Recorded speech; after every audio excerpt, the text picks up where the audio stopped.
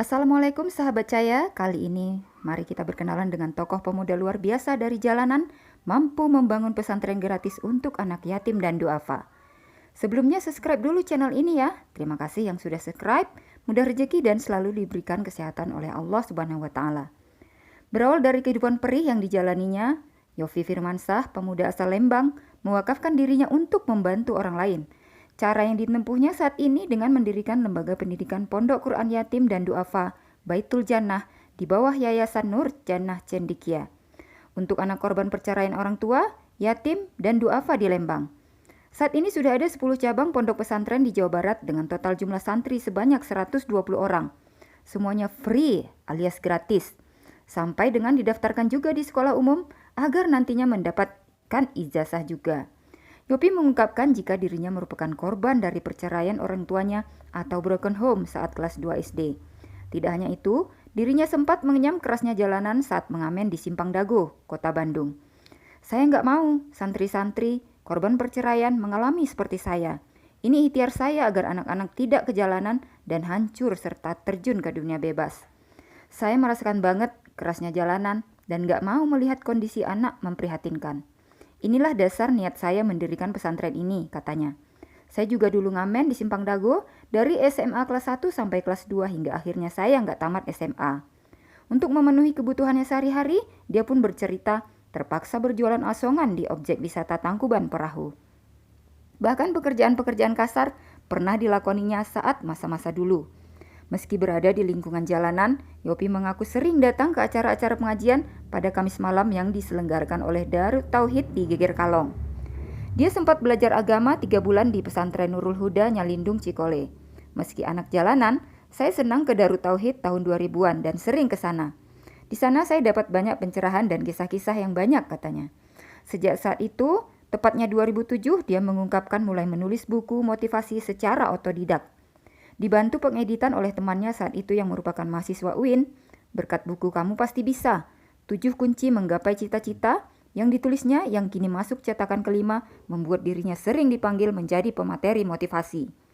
Setelahnya saya sering mengisi materi motivasi di sekolah-sekolah, radio, instansi, seperti di Spora Bandung, bahkan sempat mengisi acara ketenaga kerja yang ada di Malaysia.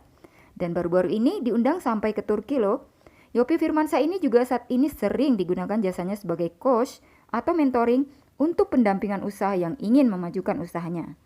Bagi pemirsa yang punya kelebihan harta atau jika ada sedekah, zakat, infak dan harta yang ingin diwakafkan, yuk kita bantu pesantren Baitul Jannah ini yang masih terus membutuhkan biaya bulanan untuk santrinya. Jika ingin membantu bisa lihat nomor rekening Yayasan Nur Jannah Cendekia di deskripsi video ini ya. Terima kasih. Assalamualaikum.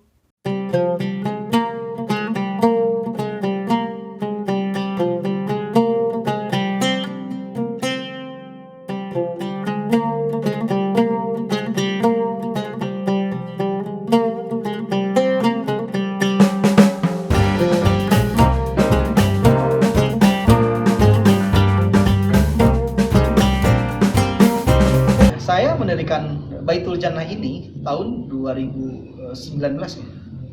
Ya kalau diresmikan oke lah tanggal 1 Januari ya 2020. Ya, alhamdulillah setiap bulan ada progres penambahan cabang. Qadarullah ada orang yang tiba-tiba, Ustaz saya punya rumah, Ustaz saya ada masjid, bingung pengen dimakmurkannya gimana. Diwakafkanlah masjid itu kepada yayasan. Cabang juga kerjasama, pengen gabung dengan Ustadz sekarang sudah 10 cabang. Jadi santri di sini memang di setiap cabang itu dipisah. Jadi memang ada cabang khusus perempuan ya. Contoh yang di Garut itu perempuan semua. Yang di Subang itu laki-laki semua. Nah, kemudian yang di Padalarang itu perempuan semua. Di daerah Parongpong itu laki-laki semua. Jadi memang dipisah.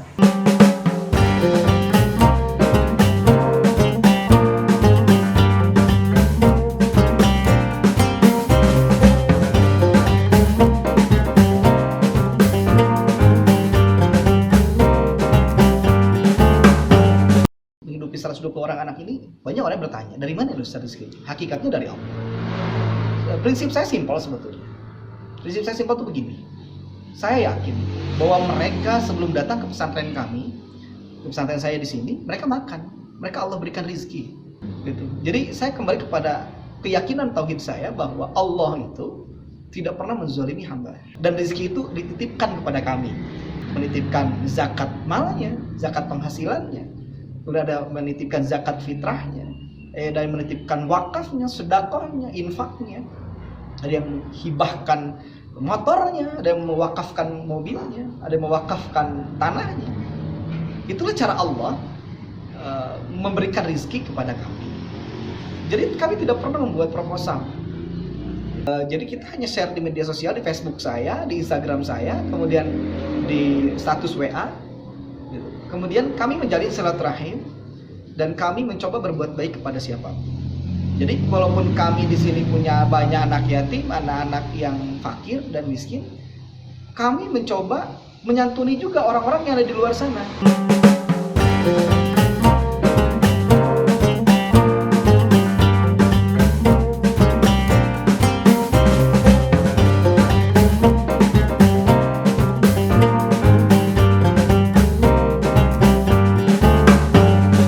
Tidak memonopoli barang itu hanya untuk kepentingan yayasan saja, tidak. Ada orang yang lewat ke sini, misalkan orang jualan sesuatu, dia belum laku jualannya, kita kalau memang kita mampu beli ya kita beli untuk membantu dia. Jazaul ihsan ilal ihsan. Balasan kebaikan itu tidak dari kecuali kebaikan. Berbuat baik kepada anak-anak, berbuat baik kepada santri-santri, berbuat kepada guru-guru, berbuat baik kepada orang yang lewat, jamaah masjid yang datang ke sini, saya jamu sebaik mungkin. Kalau ada yang kemalaman, silakan bisa tidur di sini. Masjid ini dibuka 24 jam. Kemudian yang merasa sering mogok mobil, sering akhirnya banyak yang menjadi terminal mobil mogok di sini, diperbaiki di sini, silakan. Dan visi kami memang adalah menjadi pesantren alternatif untuk semua kalangan masyarakat. Saya tidak melihat latar belakang anak ini dari mana, ormas apa, orang mana, suku mana, tidak. Kemudian tidak melihat latar belakang ormas, mau orang NU, orang Persis, orang Muhammadiyah, Salafi, apapun itu, jemaat tabligh, kami terima. Karena ini lembaga pendidikan. Lembaga pendidikan itu harus netral. Kecuali ya ada aliran-aliran yang memang tidak diakui oleh pemerintah atau memang tidak diakui oleh majelis ulama. Contoh misalkan, maaf, Syiah. Karena kami di sini memegang teguh akidah Ahlussunnah wal Jamaah. Bismillahirrahmanirrahim. Assalamualaikum warahmatullahi wabarakatuh. Saya Yofi Firmansyah. Saya asli orang Lembang, lahir di Lembang, sekolah mulai sejak TK, SD, SMP di Lembang, bahkan SMA pernah di Bandung. Akan tetapi memang saya putus sekolah di Bandung. Ketika saya sekolah di Bandung pun ya mungkin karena ingin tahu ya situasi Bandung seperti apa, sehingga ingin belajar di sana. Tapi memang latar belakang saya bukan orang yang mampu. Latar belakang saya orang yang miskin, anak broken home yang mana orang tuanya bercerai, sehingga saya untuk sekolah SMP pun harus jualan asongan di Tebon Perahu. Saya tukang asong, pedagang asong di Tebon Perahu. Kemudian SMA pun saya agar bisa bertahan sekolah di Bandung, itu pun saya ngamen di Simpang Dago, dan itu cukup lumayan jadi pengalaman yang luar biasa bagi saya. Tetapi memang SMA waktu itu saya sekolah hanya sampai kelas 1 SMA, semester 1. Jadi tidak tamat sekolah, akhirnya saya berhenti dan kembali lagi ke Lembang. Jadi dulu almarhum nenek saya mungkin tidak tega melihat saya jadi tukang amen.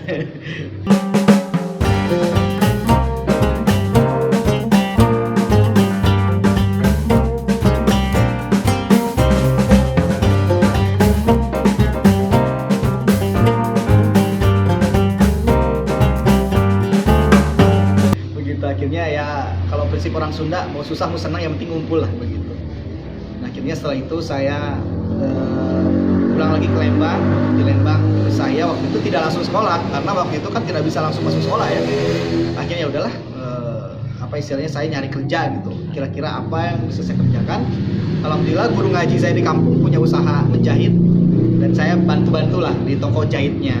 Toko-toko alat jahit itu jualan kancing, resleting kayak gitu. saya sambil ngumpulin uang, dan alhamdulillah setengah tahun saya kerja di sana terkumpul uang dan alhamdulillah bisa lanjut sekolah lagi. Alhamdulillah waktu itu sekolah sampai kelas 2 dan putus sekolah lagi karena memang tidak terbayar.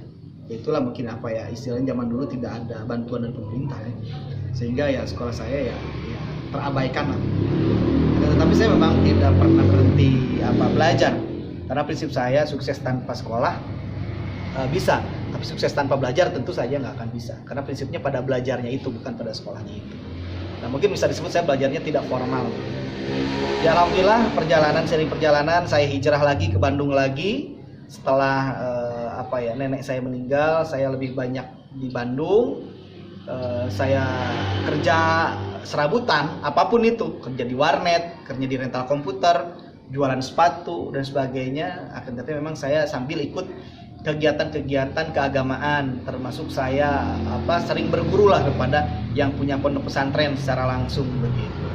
Saya banyak belajar, banyak bertanya tentang seputar keislaman kepada ulama-ulama yang alhamdulillah mereka mau memberikan ilmunya kepada saya secara langsung tanpa saya mondok di pesantrennya begitu. Jadi kalau dulu disebut di dalam pesantren itu pesantren ngalong namanya, ya tidak mondok begitu.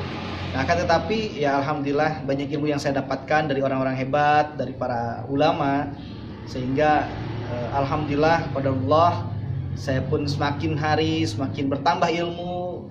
Akhirnya ada kesempatan untuk mengajar begitu, mengajar ngaji ya, mengajar kajian-kajian dari mulai kecil-kecilan gitu kan.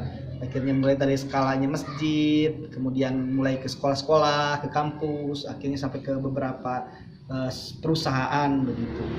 Akhirnya alhamdulillah Allah memberikan kekuatan kepada saya menjadi seorang penulis. Saya mencoba menulis buku dan alhamdulillah saya bedah bukunya di beberapa tempat.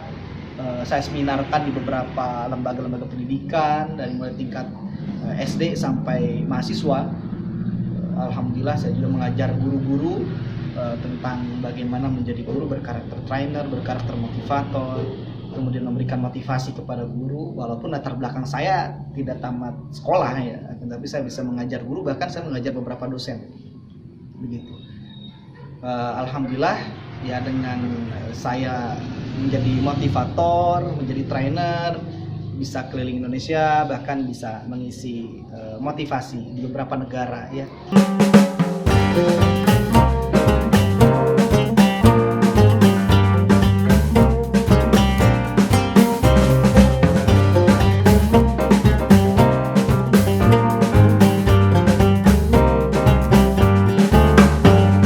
Di Malaysia, kemudian juga terakhir di Turki.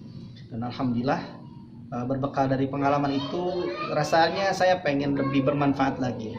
Ketika saya umroh 2017 saya umroh, saya berdoa di depan multazam di Ka'bah agar punya cita-cita yang tinggi. Waktu itu saya masih bingung apa yang harus saya doakan, apa yang saya minta kepada Allah.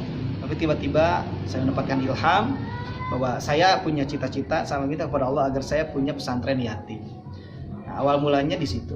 Jadi ketika saya ingin berjuang menjadi khairun nas anfa'uhum linnas, menjadi sebaik-baik manusia yang banyak memberikan manfaat kepada manusia lain. Oleh karena itu, akhirnya saya mencoba berusaha dari awal, dari nol, dari santri yang hanya 20 orang, kemudian dia 30 orang, dan prinsipnya saya untuk anak-anak yatim dan untuk duafa. Kenapa? Karena memang pesantren yang bagus banyak. Pesantren yang mahal apalagi sangat banyak. Akan tetapi pesantren yang gratis itu jarang. Nah, sedangkan masih banyak masyarakat yang ingin menimba ilmu di pesantren akan tetapi tidak memiliki kemampuan biaya. Nah, disitulah saya terketuk hati saya bahwa saya harus punya solusi untuk masyarakat. Kenapa? Karena saya pun dulu sama. Kenapa saya nggak bisa pesantren? Bukan nggak mau pesantren. Saya pernah mondok walaupun tidak lama gitu ya. Di beberapa pesantren begitu. Nah kemudian juga saya tidak mampu bayar pesantren karena memang saya orang miskin. Sehingga dari situ pengalaman pahit saya ini harus jadi pelajaran buat cita-cita saya bahwa cukuplah saya yang sulit untuk mendapatkan pesantren yang berbayar gitu. Nah akhirnya saya berusaha berjuang, bercita-cita ingin punya pesantren yang bagus untuk anak-anak yatim, untuk anak-anak duafa begitu, tapi gratis 100% full beasiswa. Dan alhamdulillah dimulai dari kecil-kecilan, ngontrak dulu ya. Alhamdulillah ya sering perjalanan banyak orang-orang baik yang percaya menitipkan sebagian hartanya. Ya udah Ustaz, ini saya ada tanah, Ustaz saya bisa bantu bangun. Nah, saya mau wakaf sesuatu dan sebagainya. Ya akhirnya ya inilah yang alhamdulillah baru berusia sekarang 3 tahun ya. 3 tahun ini alhamdulillah bisa ya seperti ini. 10 cabang. Alhamdulillah. Saya menikah dulu usia 23 tahun. Dan istri saya usia 22 tahun. Tahun 2007, 15 tahun. Alhamdulillah Allah mengkaruniakan saya anak ada 6. Bahwa dengan menikah Allah akan memberikan kemampuan, akan menambah rezeki. Kalau kita memang yakin bahwa kita menikah karena ibadah, insya Allah pasti Allah kasih rezeki. Orang yang jalannya salah aja Allah kasih rezeki. Masa kita yang jalannya benar, insya Allah niatnya ibadah, masa tidak diberikan rezeki.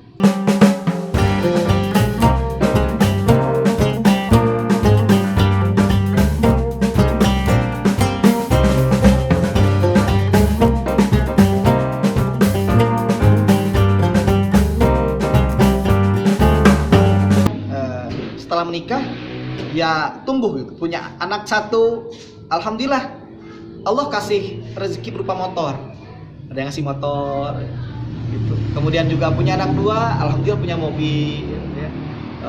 Mobil sederhana. Punya anak 3, alhamdulillah punya mobil yang lebih bagus. Dan alhamdulillah setelah punya banyak anak ya usaha pun maju, alhamdulillah. Saya punya usaha dulu di bidang alat-alat olahraga ya. Jadi dengan pernikahan itu alhamdulillah berkah. Ya berkah itu ya ziyadatul khair, bertambah kebaikan. Alhamdulillah. Ya dengan menikah ini saya pernah punya toko, punya karyawan gitu kan. Saya bisa menggaji karyawan. Alhamdulillah karyawan bisa menafkahi istrinya. Kemudian saya punya pesantren, sekarang punya pondok walaupun kecil-kecil tapi banyak. Alhamdulillah ada 120 orang santri yang mendapatkan manfaat dari pesantren yang kami kelola beserta istri, beserta beberapa relawan. Program ke depan tentu saja kami ingin menggapai cita-cita kami, yaitu 100 cabang ya, pesantren dan 100 masjid. 2 tahun kami bisa mencapai 10. Mudah-mudahan 20 tahun mencapai 100 gitu. Ya, bismillahirrahmanirrahim kepada semua pemirsa Nur Syam Podcast. Saya mengajak mari kita menjadi solusi untuk negeri ini, untuk negara yang sangat kita cintai ini. Walaupun dengan sedikit harta, sedikit tenaga, sedikit waktu, tapi jadilah orang yang bermanfaat. Karena sebaik-baik manusia adalah manusia yang paling banyak memberikan manfaat pada manusia yang lainnya. Kami dari Pondok Quran Yatim Du'afa Baitul Jannah Lembang, yang alhamdulillah sekarang cabangnya sudah ada 10, ada di Subang, ada di Bandung Barat, ada di Kota Bandung, ada di Garut, ada di Cianjur. Mengajak mari kita berjuang bersama-sama untuk anak-anak yatim, anak-anak duafa, anak-anak fakir, anak-anak miskin, agar mereka mendapatkan pendidikan terbaik. Mereka bisa menggapai cita-citanya dan mudah-mudahan menjadi generasi unggul, generasi Rabbani yang menjadi kebanggaan negara, bangsa dan agama. Bagi yang ingin memesantrenkan anak-anaknya ke tempat kami, ke Baitul Jannah, jangan sungkan, langsung saja datang ke tempat kami tanpa dipungut biaya 1 rupiah pun. Semua full gratis, fasilitasnya, kasurnya, lemarinya ya. Kemudian makannya, kemudian kebutuhan sehari-harinya seperti sabunnya, sampo-nya, semua ya, itu kami tanggung, termasuk sekolahnya. Insya Allah di sini pun dapat ijazah sekolah ya. Jadi silakan bagi yang ingin menyekolahkan atau mesantren di tempat kami buka pendaftaran ya, selebar-lebarnya tanpa melihat latar belakang siapapun. Dan barangkali pemirsa Nur Syam Podcast ini ingin menyalurkan sebagian hartanya, sebagian rezekinya, kami sangat berterima kasih. Kami menerimanya dengan senang hati, baik berupa zakat, infak, sedekah, hibah ataupun wakaf. Dan bisa nanti dibaca di keterangan, mungkin nanti ada nomor rekening yang akan saya sampaikan. dan juga nomor handphone di 0812 5840 3467.